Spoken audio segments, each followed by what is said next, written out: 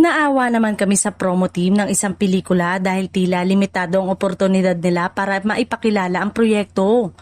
Kwento ng source, kapansin-pansin umano na kapos ang kanilang TV guesting at maging sa mga online show ay hindi rin sila nabibigyan ng pagkakataon. Sa panahong napakahalaga ng exposure para mahikayat ang manonood, malaking dagog ito sa marketing ng pelikula. Nauna nang naisulat na tinanggihan ang bida ng naturang pelikula ng isang kilalang host na may milyones na subscribers sa kanyang vlog.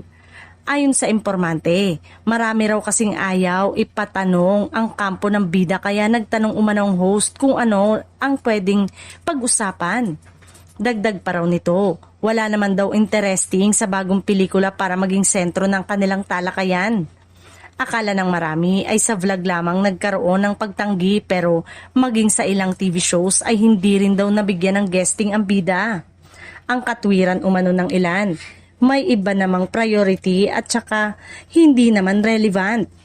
Isang matinding pahayag ito na ikinagulat ng source dahil dati-rati kapag may pelikula ang isang artista, kaliwat kanan ang imbitasyon sa telebisyon. Sa kabila nito, may isa pa ring TV show ang tumanggap sa bida para makapag-promote. Hindi man kalakasan ng views ng naturang programa, buong puso naman daw silang tinanggap at pinayagan maipakilala ang pelikula. Maraming pasasalamat na rin ito sa kampo dahil kahit paano ay may plataforma pa rin silang napaglabasan ng promo.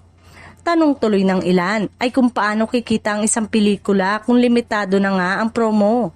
Tinatanggihan pa sa mga guesting.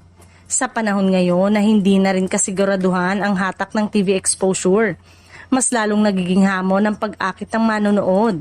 Ayon pa sa ilang tagapanood, tila mahina rin daw ang pelikula base sa feedback. Kaya doble kayod talaga ang kailangang gawin ng promo team para makabawi.